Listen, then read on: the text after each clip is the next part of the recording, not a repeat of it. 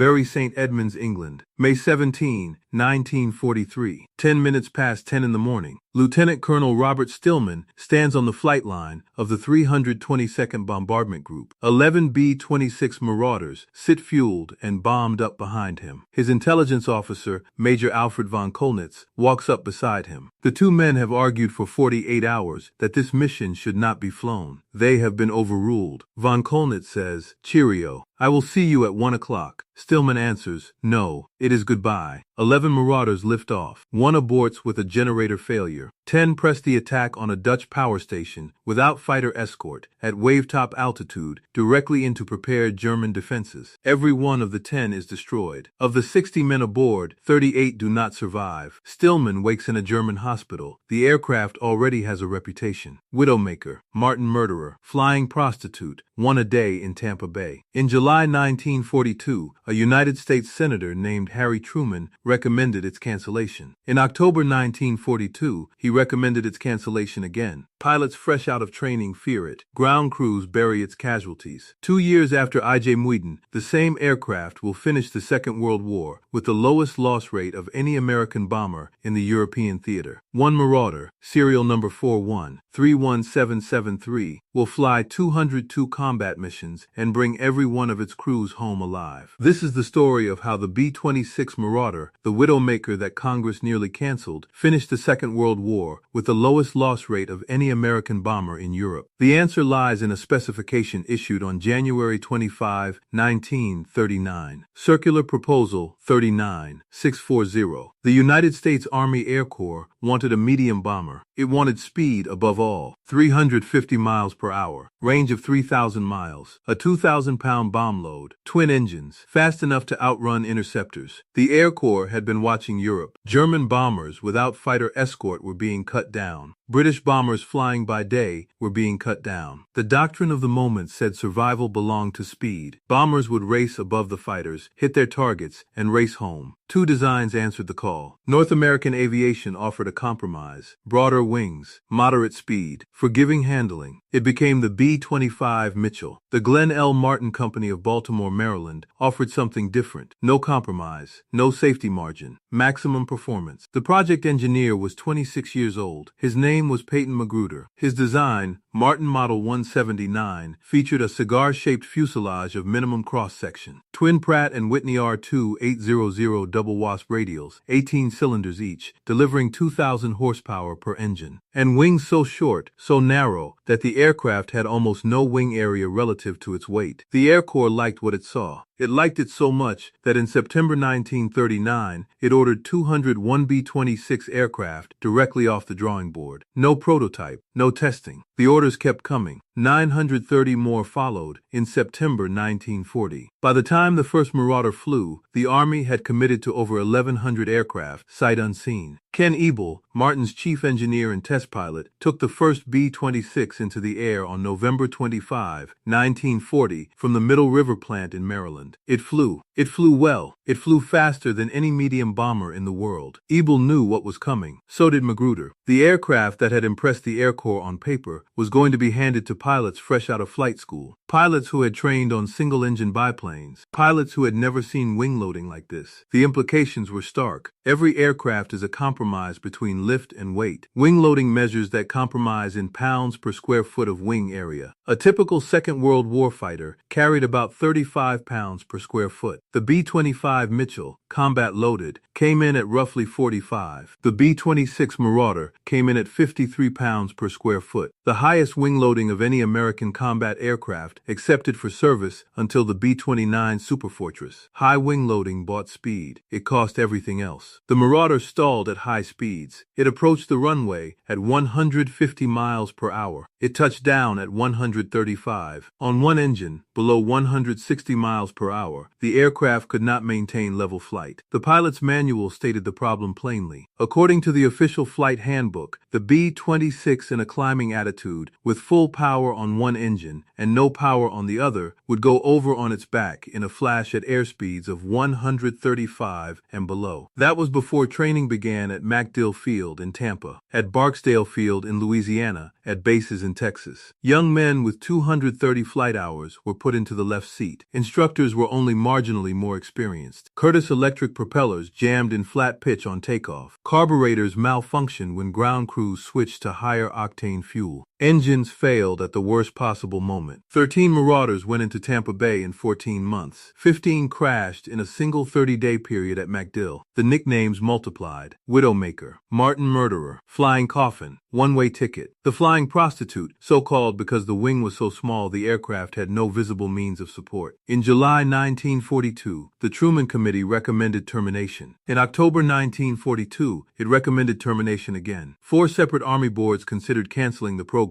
Compare the rivals directly. The B-25 Mitchell, Wright R2 600 twin cyclone engines, 14 cylinders, 1,700 horsepower each. Wingspan 67 feet. Max speed 272 miles per hour. Landing speed around 105. Forgiving. Stable. A pilot's airplane. The B-26 Marauder, Pratt & Whitney R2800 double wasps, 18 cylinders, 2,000 horsepower each. Wingspan 65 feet on early variants. Max speed 282 miles per hour. Landing speed 135. Unforgiving. Demanding. A killer in the wrong hands. One B-26 pilot, Captain James Vining, put it simply. He later said it was not the airplane he wanted to fly. He was horrified because of all the bad stories he had heard. That assessment would prove premature. 2 things saved the Marauder. Neither was a single decision. Both were corrections. The first was structural. Beginning with the B-26 B-10 variant, and on every Marauder built afterward, Martin extended the wingspan from 65 feet to 71 feet. The wing area grew from 602 square feet to 658. The vertical stabilizer was raised 20 inches. The wing angle of incidence was increased by 1 degree. The aircraft still landed hot. It still demanded attention. But the widest margins of the takeoff and single-engine flight envelope had been recovered. The second correction mattered more. It was human. In the summer of 1942, General Henry Arnold ordered Brigadier General James Doolittle, fresh from the Tokyo raid, to investigate the Marauder. Doolittle and the Air Safety Board concluded that nothing was intrinsically wrong with the airframe. The problem was inexperience. Pilots were being killed by an aircraft that punished the mistakes their training had not prepared them to avoid. Doolittle's response was a demonstration. He took a B-26 aloft. He feathered one propeller just past the minimum control speed. He performed a single-engine takeoff. He banked into the dead engine, a maneuver every student had been warned was fatal. He executed a single-engine aileron roll over the field. Then he landed. Captain Vincent Burnett, Doolittle's technical aide, repeated the demonstration at training bases across the country. Twin-engine trainer time was made mandatory before B-26 transition. Martin engineers were dispatched to fields to teach weight and balance management. By 1943, training accident rates had fallen by 60%. Doolittle's own assessment was measured. He later wrote that although the Marauder remained a dangerous airplane in the hands of the unskilled, it had an excellent record when properly trained pilots took it into combat. The aircraft had not changed fundamentally. The pilots had. What the Marauder rewarded was precision. What it rewarded was respect. Captain Max Patrusek, who flew one out of Italy in 1944, described what that bargain purchased. He said it brought them back all shot up, with half the controls out. He said it was as rugged and reliable as the B-17. If you are finding this interesting, subscribing takes a second and helps the channel. Return to May 17, 1943. The 322nd Bombardment Group has just lost every aircraft that pressed the attack on IJmuiden. The 8th Air Force suspends low-level B-26 operations indefinitely. The group moves to Andrews Field and retrains. What followed was the reappraisal that remade the program. The Marauder would bomb from medium altitude, 10,000 to 15,000 feet, in tight 6-aircraft flights, in boxes of 3 flights, with Norden bomb sights in the lead aircraft, and wing ships dropping on the leader. with Thunderbolt and Spitfire escort. The 323rd Bombardment Group flew the first medium-altitude mission on July 16, 1943. Colonel Herbert Thatcher led the formation. Loss rates collapsed. In October 1943, the 9th Air Force was reconstituted in Britain under Lieutenant General Louis Brereton. Major General Samuel Anderson took command of the 9th Bombardment Division. 8 Marauder groups flew under his command: the 322nd, the 323rd, the 344th, the 386th, the 387th, the 391st, the 394th, the 397th. On June 6, 1944, 290 B-26 Marauders bombed the German defenses at Utah Beach. Fog forced them below the cloud deck, down to as low as 3,500 feet. Major David Dewhurst of the 386th led the strike on Widerstandsness 5 in an aircraft named Dynamite. The Marauders dropped 550 tons of bombs on the Utah sector. 1 aircraft was shot down. The 4th Infantry Division lost 12 men taking Utah Beach, fewer than in a pre-invasion exercise. On August 9, 1944, Captain Darrell Lindsay of the 394th Bombardment Group led 30 Marauders against the Leal-Adam Railroad Bridge over the Oise River. His right engine was shot out and caught fire. He kept the lead. He completed the bomb run. He ordered his crew to bail out. He refused to leave the cockpit himself because any change in trim near the burning fuel tank would have killed the men jumping. The aircraft exploded seconds after the last crewman cleared. He did not survive. He was 28 years old. He received the Medal of Honor. 1 B-26 called Flak-Bait, flown first by First Lieutenant James Farrell of the 449th Bombardment Squadron, flew 202 combat missions. It absorbed over 1,000 flak holes. It returned twice on one engine, once with that engine on fire. It lost its electrical system once and its hydraulics twice. It supported the Normandy invasion, the campaign against the V-1 launch sites, and the Battle of the Bulge. Farrell, interviewed decades later, said only that it was hit plenty of times, hit all the time,